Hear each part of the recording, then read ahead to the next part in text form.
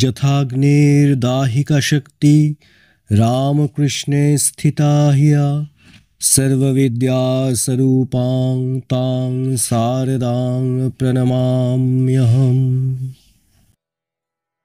পূজ্যপাদ শ্রীমৎ স্বামী গম্ভীরানন্দ মহারাজ প্রণীত শ্রীমা সারদা দেবী। পর্ব 10, নীরব সাধনা। প্রয়োজন উপস্থিত হইলে শ্রী শ্রী মাতা ঠাকুরানী পূর্ব সংস্কার ও অভ্যাসসমূহ হইতে আপনাকে মুক্ত করিয়া নির্ভয়ে সময়োচিত কর্তব্য সম্পাদনে কতদূর সমর্থ ছিলেন তাহার বহু দৃষ্টান্ত আমরা পাইয়াছি। ঐরূপ অভ্যাসাদি পরিবর্তন অনেক সময় শ্রী শ্রী ঠাকুরের উপদেশের ফলে হইত। স্থল বিশেষে শ্রীমা স্বতই অবস্থানুরূপ ব্যবস্থা করিতেন, কারণ শ্রী শ্রী ঠাকুরের তুষ্টি বিধান করাই তাহার জীবনের লক্ষ্য ছিল। তবে মনে রাখিতে হইবে যে সাধারণ লোকাচারাদি স্থলেই এই সকল কথা প্রযোজ্য। মৌলিক ভাবরাজ্যে উভয়ের এতই ঐক্য ছিল যে অধিকাংশ গুরুত্বপূর্ণ ব্যাপারে শ্রীমায়ের চেষ্টাপূর্বক কিছু করিতে বা ঠাকুরের তাহাকে শিখাইতে হইত না। এক সুরে বাঁধা দুইটি হৃদয় একই ছন্দে আপনাদিগকে বিকাশ করিয়া চলিত। ইহারও দৃষ্টান্ত আমরা পূর্বে পাইয়াছি। সম্প্রতি অনালোচিত কয়েকটি বিষয়ে আমরা দৃষ্টি নিক্ষেপ করিব। 1292 বঙ্গাব্দে 1885 খ্রিস্টাব্দ জ্যৈষ্ঠ মাসের শুক্লা ত্রয়োদশী সমাগত প্রায়। ওই দিবস কলকাতার কয়েক মাইল উত্তরে গঙ্গার পূর্বকূলে পানিহাটিতে প্রতিবৎসর চিঁড়ার বা দণ্ড মহোৎসব হইয়া থাকে। ঠাকুরের ইংরেজি শিক্ষিত ভক্তদের আগমনের পূর্বে তিনি বহুবার ওই উৎসবে যোগদান করিয়াছিলেন, কিন্তু পরবর্তী কয়েক বৎসর তথায় যাওয়া হয় নাই। সেই বৎসর ঠাকুর ভক্তদিগকে বলিলেন, সেখানে ওই দিন আনন্দের মেলা, হরিনামের হাট বাজার বসে। তোরা সব ইয়ং বেঙ্গল কখনো ওরকম দেখিস নাই, চল দেখে আসবি। তদনুসারে প্রায় 25 জন ভক্ত উৎসবের দিন 9 ঘটিকার মধ্যে 2খানি নৌকা ভাড়া করিয়া দক্ষিণেশ্বরে সমবেত হইলেন। ঠাকুরের জন্য একখানি নৌকা ঘাটে বাঁধা ছিল। কয়েকজন স্ত্রী ভক্ত প্রত্যুষে আসিয়া শ্রী শ্রী মাতা ঠাকুরানীর সহিত সকলের আহারাদির ব্যবস্থা করিতেছিলেন। বেলা 10টার সময় সকলে যাইতে প্রস্তুত হইলেন। শ্রী শ্রী ঠাকুরের ভোজনান্তে জনৈক স্ত্রী ভক্তের দ্বারা শ্রীমা জিজ্ঞাসা করিয়া পাঠাইলেন যে তিনি যাইবেন কিনা। ঠাকুর স্ত্রী ভক্তকে বলিলেন, তোমরা তো যাচ্ছ, যদি ওর ইচ্ছা হয় তো চলুক। শ্রীমা ওই কথা শুনিয়াই বলিলেন, অনেক লোক সঙ্গে যাচ্ছে, সেখানেও অত্যন্ত ভিড় হবে।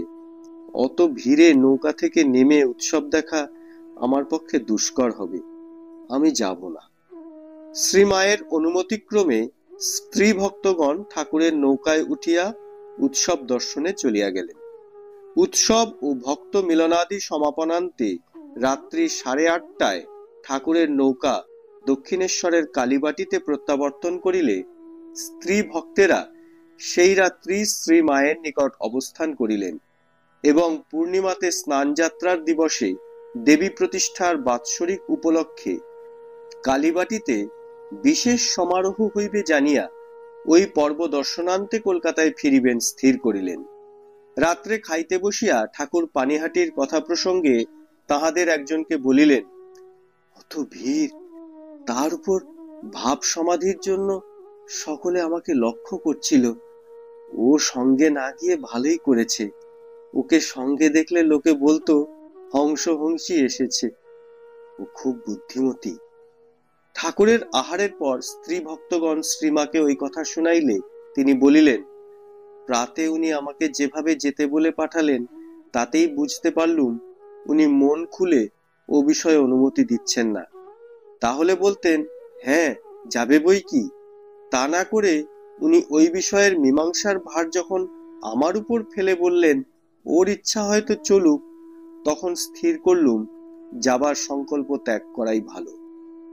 ওই দিন শ্রীমায়ের বুদ্ধিমত্তা সম্বন্ধে ঠাকুর স্ত্রী ভক্তদিগকে অপর এক উদাহরণ দিয়াছিলেন। মারোয়ারি ভক্ত লক্ষ্মী নারায়ণ যখন 10,000 টাকা দিতে চাইলে তখন আমার মাথায় যেন করাত বসিয়ে দিলে। মাকে বললুম, মা মা, এতদিন পরে আবার প্রলোভন দেখাতে এলি।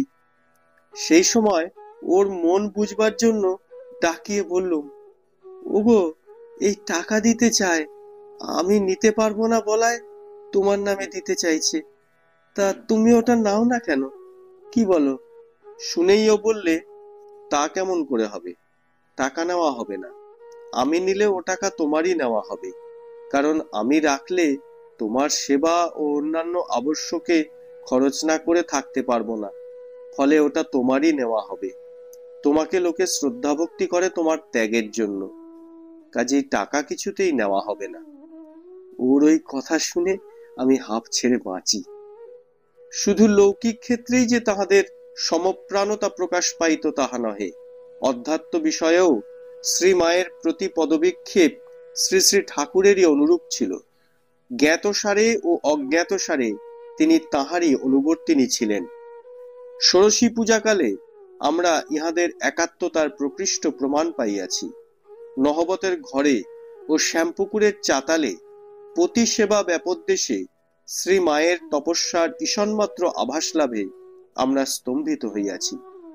শ্রীমা ইহাতেও সন্তুষ্ট না থাকিয়া শ্রীরামকৃষ্ণেরই ন্যায় সমস্ত জীবনকে এক অবিরাম সাধনায় পরিণত করিয়াছিলেন। ইহা লোকাতীত ব্যবহার। তাই মনে হয় অতঃপর লৌকিক দৃষ্টিতে এই সকল আত্মপ্রচেষ্টার বিবরণ দিতে চাইলে পাঠক হয়তো সবিস্ময়ে জিজ্ঞাসা করিবেন, ইহার অর্থ কি? ষোড়শী পূজার অবসানে যিনি শ্রীরামকৃষ্ণের সমস্ত সাধন ফল অনায়াসে দান স্বরূপে পাইয়াছেন, চারিত্রিক ও ব্যবহারিক সৌন্দর্য ও মাধুর্যে যিনি সতই সকলের মনে শ্রদ্ধা ভক্তি ও অনুপ্রেরণা জাগান, এবং দৈহিক ক্লেশাদি সহ্য করিয়া যিনি তিতিক্ষাদির পরাকাষ্ঠা প্রদর্শন করেন, তাহার সেই সকল স্বার্থ গন্ধহীন নিরবদ্ধ ক্রিয়াকলাপে কি চরম তপস্যা নহে? শুধু বিধি অনুযায়ী কতকগুলি নিয়ম পালন না করিলে কি ধর্মজগতে উন্নতি হয় না? অতএব এ কি নূতন বিষয়ের বৃথা অবতারণা হইতেছে? উত্তরে আমরা বলি, অধৈর্যের কোনো কারণ নাই। আমরা জীবনী লিখিতে বসিয়াছি, নিরপেক্ষভাবে সবই বলিয়া যাইব। উহার প্রয়োজন বা তাৎপর্য বিচারের ভার আমাদের উপর নহে, উহা বর্তমান ও ভবিষ্যৎ পাঠকগণের বিবেচনাধীন। তবে আমরা এইটুকু জানি যে শ্রীমা প্রভৃতি দেবী মানবী কোনো প্রচেষ্টাই নিষ্প্রয়োজন নহে, এবং তাহা কেবল বিধির অনুসরণে না হইয়া অন্তরের আবেগবশেই হইয়া থাকে। সুতরাং তাহাদের প্রত্যেক কার্যে একটা নিজস্ব চমৎকারিত্ব, একটা ব্যক্তিগত অভিনবত্ব থাকে। আমরা স্তরে স্তরে তাহারই আলোচনা করিতেছি। তবে দুঃখের বিষয় এই যে এই নীরব সাধনার অনেকখানি অজ্ঞাত কিংবা সুবিদিত নহে। দৃষ্টান্ত স্বরূপে বলা যাইতে পারে যে স্বামী শারদানন্দজির দিনলিপি এবং শ্রীযুক্ত মাস্টার মহাশয়ের স্মারকলিপি হইতে যদিও আমরা জানিতে পারিয়াছি যে শ্রীমা একসময় সম্ভবত 20 মে 1883 সাবিত্রী ব্রত অনুষ্ঠান করিয়াছিলেন, তথাপি এই উল্লেখ মাত্র, ভিন্ন অন্য কোনো তথ্য আমরা অবগত নহি। তাহা হইলেও এই সকল অমূল্য অর্থপূর্ণ ইঙ্গিত অবলম্বনেই আমাদিগকে শ্রীমায়ের জীবনের এই দিকটার পরিচয় গ্রহণ করিতে হইবে। ধর্মের সহিত ঘনিষ্ঠতা ঘটে ধর্মাত্মাদিগের উপদেশ ও আচার ব্যবহারের মধ্য দিয়া। দক্ষিণেশ্বরের শ্রীমা অনেক ধর্মাত্মার সংস্পর্শে আসিয়াছিলেন এবং শিখিয়াছিলেনও যথেষ্ট। আমরা শুধু শ্রীরামকৃষ্ণ ভক্তদের কথা বলিতেছি না, দক্ষিণেশ্বরে আগত সাধু সন্ন্যাসীদের কথাও বলিতেছি। দ্বিতীয় শ্রেণীর অনেকের বিষয়ে কিছুই জানা যায় না, কিংবা শ্রীরামকৃষ্ণ জীবনে আলোচিত হওয়ায় এখানে পুনরুল্লেখ বৃথা। শ্রী মায়ের জীবনীর সহিত বিশেষভাবে সম্বন্ধ ভৈরবী ব্রাহ্মণী যোগেশ্বরীর কথা পূর্বেই লিপিবদ্ধ হইয়াছে। এতদ ব্যতীত আর একজন ভৈরবীর কথাও আমরা জানিতে পারি। একদিন শ্রীরামকৃষ্ণ শ্রীমাকে বলিলেন, আজ একজন ভৈরবী আসবে, তার জন্য একখানা কাপড় ছুপিয়ে রাখবে, তাকে দিতে হবে। ওই দিন কালী মন্দিরে ভোগরাগের পর সেই ভৈরবী আসিলে ঠাকুরের সহিত তাহার অনেক কথাবার্তা হইল এবং তিনি কিছুদিন দক্ষিণেশ্বরে থাকিয়া গেলেন।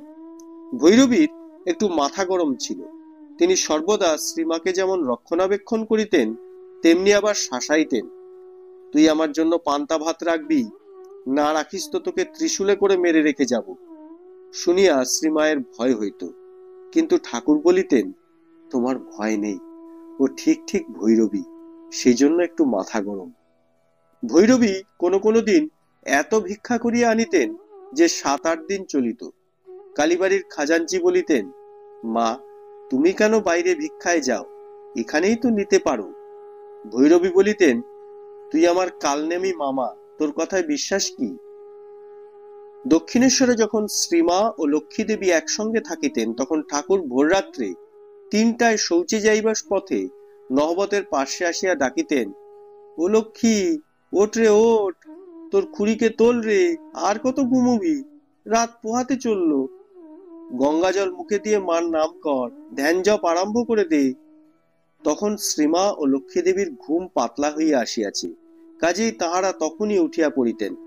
তবে শীতের সময় ঠাকুরের সাড়া পাইলে শ্রীমা মধ্যে মধ্যে লক্ষ্মী দেবীকে আরো নিদ্রার সুযোগ দিবার জন্যই বোধহয় আস্তে আস্তে বলিতেন, তুই চুপ কর, ওর চোখে ঘুম নেই, এখনো উঠবার সময় হয়নি, কাক কোকিল ডাকেনি, সাড়া দিসনি। ঠাকুর তাহাদের সাড়া না পাইলে কিংবা ঘুম ভাঙে নাই মনে করিলে কৌতুকচ্ছলে দরজার নিচে জল ঢালিয়া দিতেন। তখন বিছানা ভিজিবার ভয়ে তাহারা তাড়াতাড়ি উঠিয়া পড়িতেন, এক একদিন ভিজিয়াও যাইত। এইরূপ করার ফলে ক্রমে লক্ষ্মী দিদির অতি প্রত্যুষে শয্যাত্যাগের অভ্যাস হইয়া গিয়াছিল। শ্রীমায়ের অনেক রাত্রি থাকিতে নিদ্রাভঙ্গের কথা পূর্বেই লিপিবদ্ধ হইয়াছে। একদিন ঠাকুর লীলাচ্ছলে মাতা ঠাকুরানীর সম্মুখে উচ্চ ভাবাবস্থা অভিব্যক্ত করিয়া তৎবিষয়ে তাহার ধারণা শক্তি পরীক্ষা করিয়াছিলেন।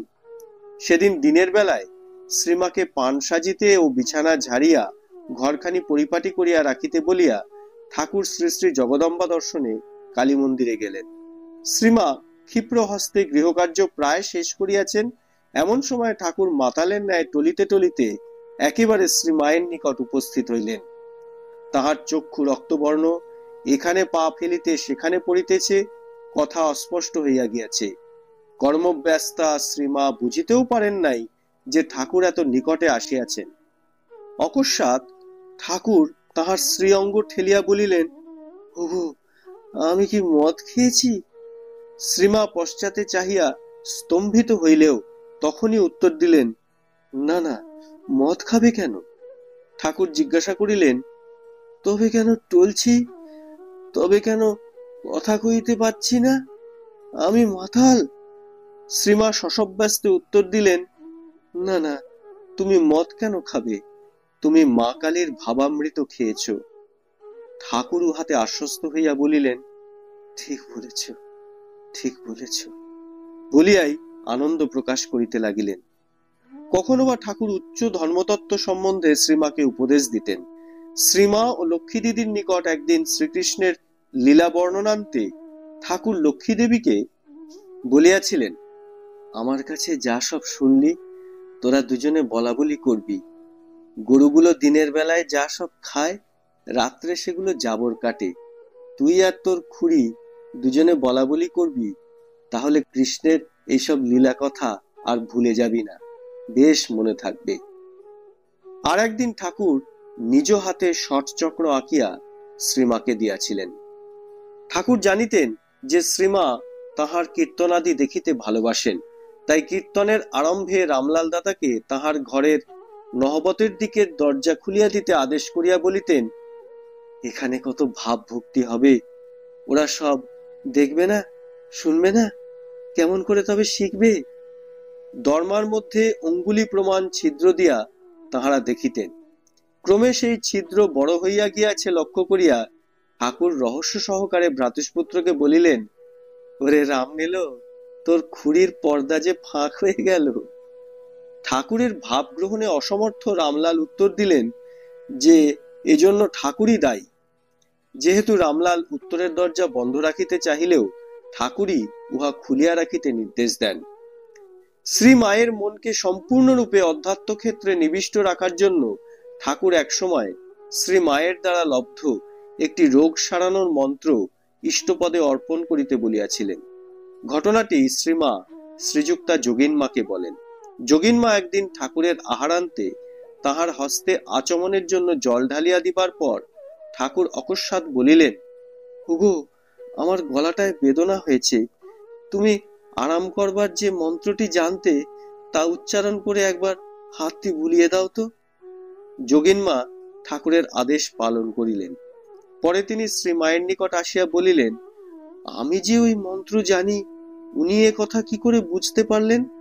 ইহা শুনিয়া শ্রীমা হাসিতে হাসিতে বলিলেন, ওগো, উনি সকল কথা জানতে পারেন, অথচ মন মুখ এক করে সৎ উদ্দেশ্যে যে যা করছে তার জন্য তাকে কখনো ঘৃণা করেন না। তোমার ভয় নেই। আমিও এর কাছে আসবার আগে ওই মন্ত্র পেয়েছিলাম। এখানে এসে ওকে ওই কথা বলাই উনি বলেছিলেন, মন্ত্র নিয়েছ তাতে ক্ষতি নেই, উহা এখন ইষ্ট পাদপদ্মে সমর্পণ করে দাও। পরে মাকে ওই সম্বন্ধে জিজ্ঞাসা করিলে তিনি অতি সরলভাবে বলিয়াছিলেন, আহা মা, এত যে হবে তা কি তখন জানি? সেখানে কোথায় যে হারিয়ে গেল আর পেলুম না। মনে রাখিতে হইবে যে ঠাকুরের অসুখের সময় ও পরবর্তীকালে তাহার উপর দিয়া অনেক ঝড় ঝঞ্ঝা বহিয়া গিয়াছিল। ওই অবস্থায় হারাইয়া যাওয়া কিছু অস্বাভাবিক নহে।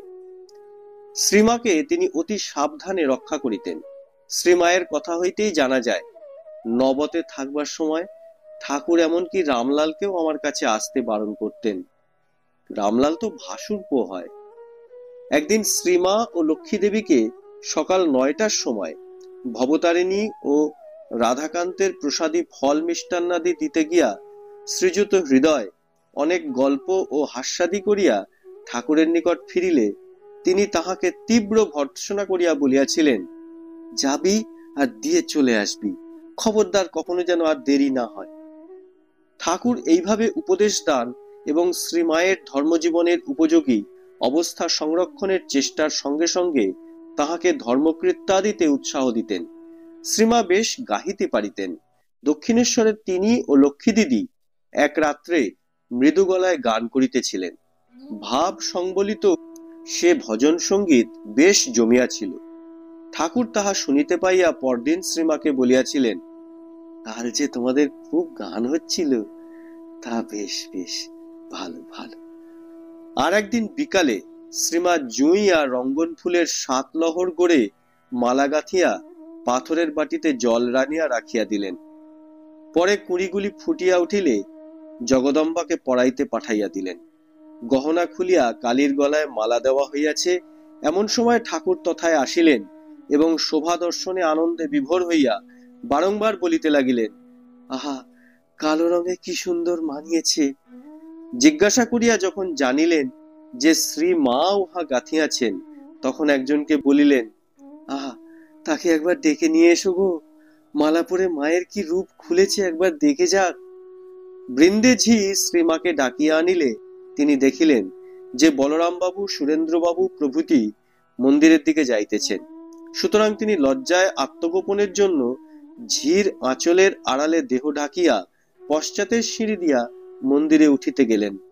ঠাকুর তাহা দেখিতে পাইয়া ডাকিলেন, ওগো, ওদিক দিয়ে উঠো না, সেদিন এক মেছুনি উঠতে গিয়ে পা পিছলে পড়ে মরেছে, সামনের দিক দিয়ে এসো না। ওই কথা শুনিয়া বলরাম বাবু প্রভৃতি সরিয়া গেলেন।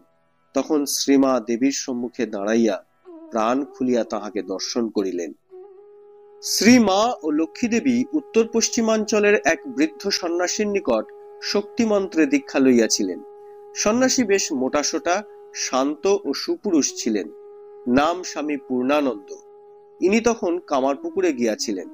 দক্ষিণেশ্বরে বাসকালে শ্রী শ্রী ঠাকুর শ্রী মায়ের জিহ্বায় একদিন কি লিখিয়া দিলেন। শ্রীমা পরদিন লক্ষ্মী দেবীকে বলিলেন, কাল তিনি আমার জিভে লিখে দিয়েছেন, তুইও জানা। ইহার পরে একদিন শ্রীরামকৃষ্ণ লক্ষ্মী দেবীর জিহ্বাতেও রাধাকৃষ্ণের বীজ ও নাম লিখিয়া দিয়াছিলেন এবং উহাকে শক্তিমন্ত্রে দীক্ষিতা জানিয়াও বলিয়াছিলেন, তা হোক, আমি ঠিকই দিয়েছি। প্রত্যহ রাতে 3টায় শয্যা ত্যাগান্তে শ্রীমা নহবতের পশ্চিম ধারের বারান্দায় দক্ষিণ মুখে বসিয়া ধ্যান করিতেন।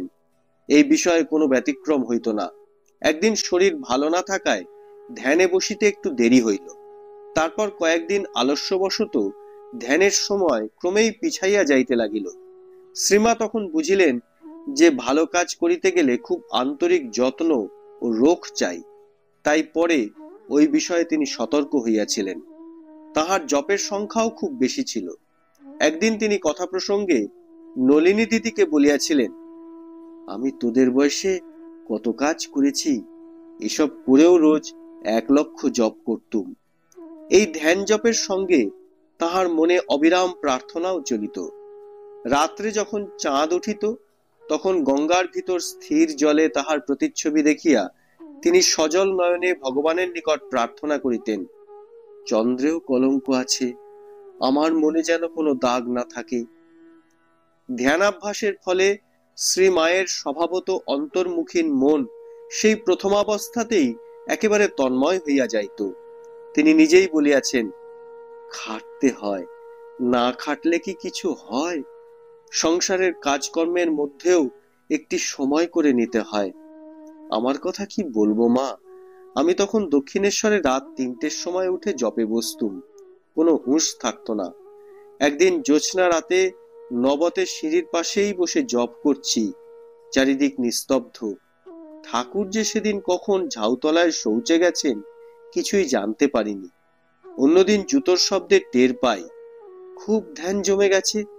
তখন আমার অন্যরকম চেহারা ছিল, গয়না পরা, লাল পেরে শাড়ি, গা থেকে আঁচল খসে বাতাসে উড়ে উড়ে পড়ছে, কোনো হুঁশ নেই। ছেলে যোগানন্দ সেদিন ঠাকুরের গাড়ু দিতে গিয়ে আমাকে ওই অবস্থায় দেখেছিলেন। সেসব কি দিনই গিয়েছে মা। জ্যোৎস্না রাতে চাঁদের পানে তাকিয়ে জোরহাত করে বলেছি, তোমার ওই জোছনার মতো আমার অন্তর নির্মল করে দাও। আহা, তখন কি মনই ছিল আমার। বৃন্দে একদিন আমার সামনে একটি কাঁসি ঠেলা মেরে গড়িয়ে দিলে আমার বুকের মধ্যে যেন এসে লাগলো। শ্রীমা তখন সম্পূর্ণ ধ্যানমগ্ন ছিলেন, তাই বাহিরের এই বিকট শব্দ তাহার প্রাণে বজ্র নির্ঘোষ সদৃশ বাজিয়াছিল। তিনি কাঁদিয়া ফেলিয়াছিলেন। ধ্যান ভজনাদির ফলে শ্রী মায়ের মন যতই অন্তর্মুখ হইতে লাগিল এবং দক্ষিণেশ্বরের ঠাকুরের ও ভক্তদের মধ্যে তিনি যতই বিভিন্ন ভাবের বিকাশ দেখিতে লাগিলেন, ততই তাহার নিজ নিজ জীবনেও উহা পাইবার আগ্রহ বাড়িয়া চলিল।